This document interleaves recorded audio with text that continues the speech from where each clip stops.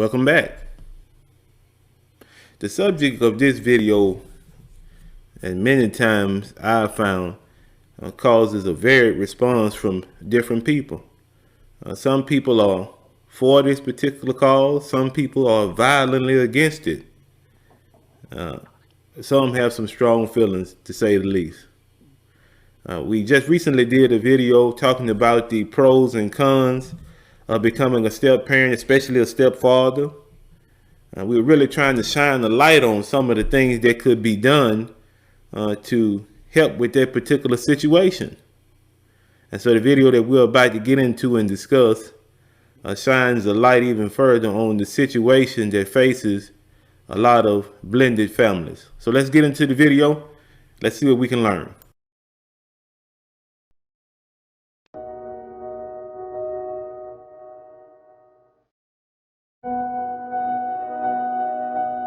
So Tara and I were married for 7 years, and 2 years into it, we had Nak Jelani. You know, we had a few good years. I just think that at some point, we stopped watering the plant. And with anything, a plant, if you put poison on it, it'll just wilt and die. My parents have been together for 45 years. Divorce was never an option for me. So these were painful times, hard. It's an awful feeling to not be with your child every day of their life. At some point, she started seeing somebody after we were done. Yeah, at the time of the divorce, I didn't consider Jamie finding another wife. That triggered a lot of emotions. Who was going to be around my son?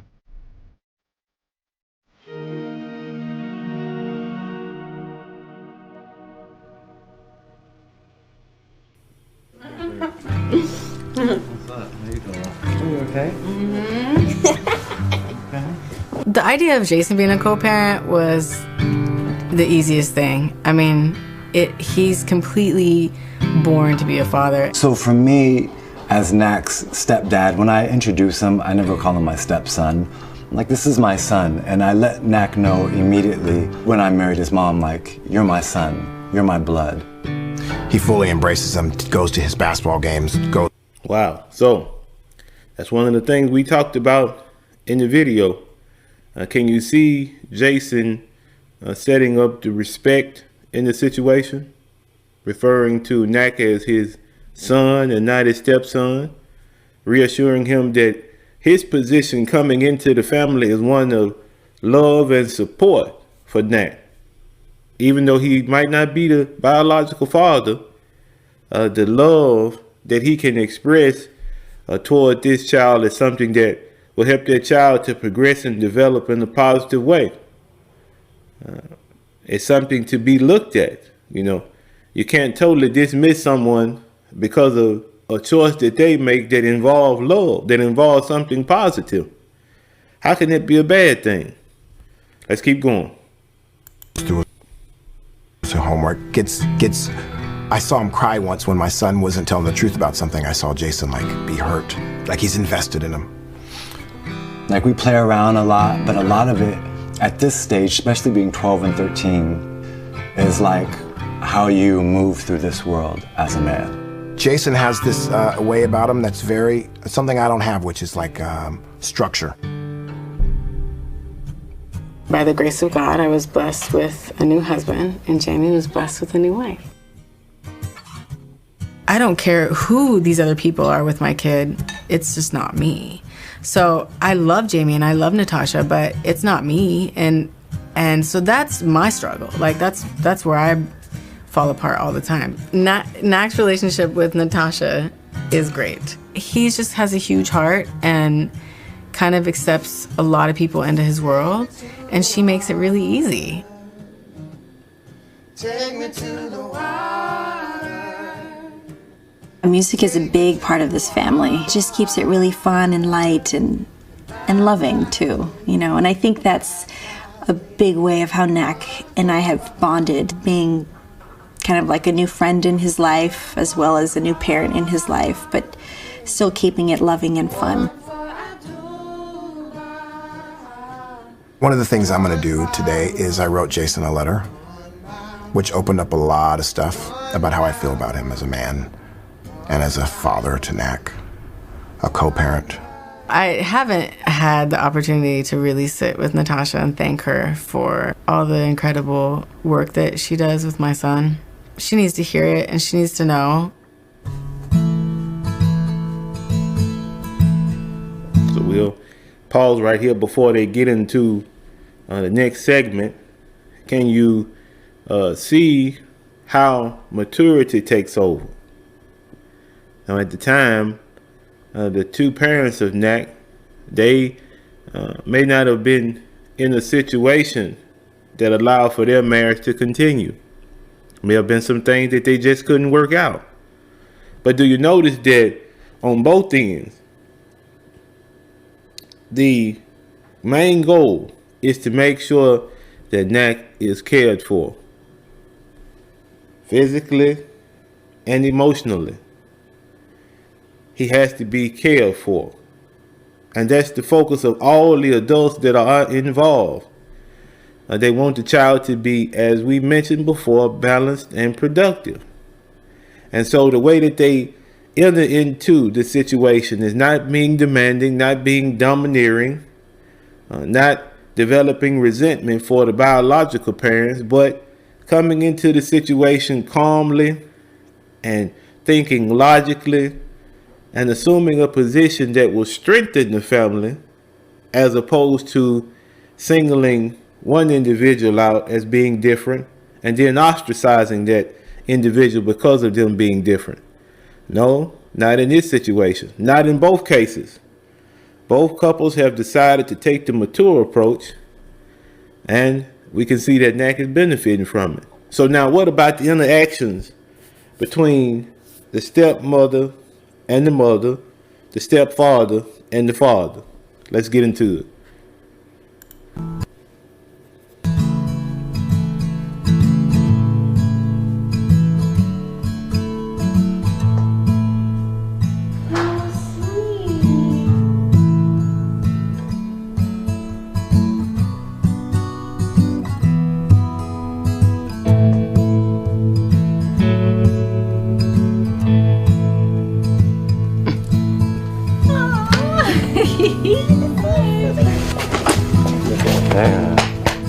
Was not expecting that.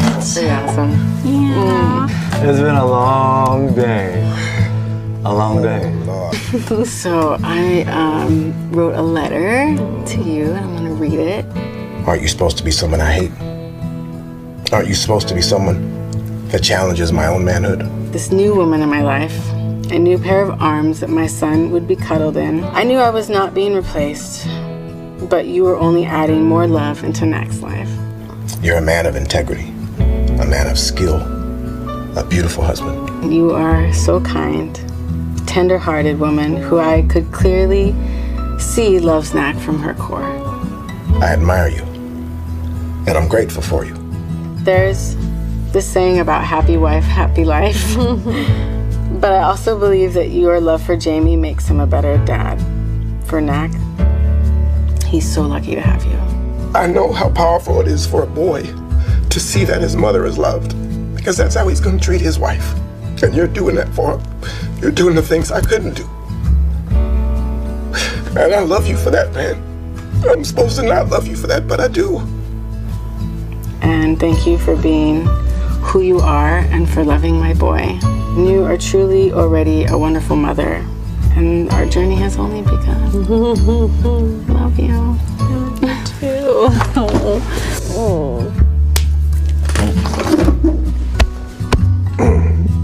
This lovely surprise. So sweet. Thank you. Thank you. My man, I just want you to have that. You ain't got to say nothing, man. I just want you to feel my love. Thank you. Nak has always wanted a big family, one with lots of brothers and sisters. And now look what has happened for him. Okay. So wasn't that a wonderful example of how things can turn out when the focus of a family, especially a blended family, is the children and not the disputes of the grown-ups, the parents. I say this is the reason why I cannot go along with the notion that coming into a blended family as a man is something that should be frowned upon. You hear that notion floating around, and I just cannot support it. I can't. Because if a person falls in love or finds that a single parent is compatible with them, then why not pursue it? Why not? But now I will give this word of caution. If you're considering being a single parent, do you have the patience and the fortitude and the love that are necessary in that particular situation? If you noticed on both sides, there was a tremendous amount of love. There was a tremendous amount of appreciation after some time for the efforts of the step parents. So much so that the video highlighted the biological parents speaking with their counterparts, the step parents, and showing them how much they appreciated the example that was being set. So who benefits here? Who benefits? Everyone involved. Everyone involved. Because as you noticed at the end, it wasn't two couples standing there. It was one family. One family.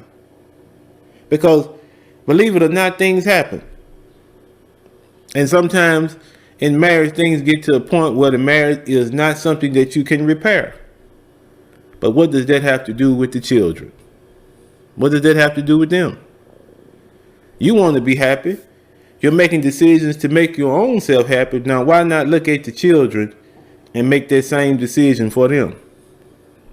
Why not put their safety and their livelihood first? Because you'll never be able to go wrong with putting more love and attention into a situation where love and attention is needed. After this video, I'll probably be kicked out of this sector of YouTube because I do not subscribe to belittling or casting off individuals who are single parents. We don't know what happens in individuals' lives. We don't know why they are in the situation that they're in. We don't have any idea. But to judge someone based off of one criteria, to look at them and say because they already have children and the children are by someone else, is a recipe, in my opinion, for disaster, because you're cutting off a great majority of individuals who could be suitable mates for you. And who knows, along the way, you could turn the situation around for a young man or a young woman who's just looking to be loved. Those are my thoughts. As always, like, comment, and subscribe, and be easy.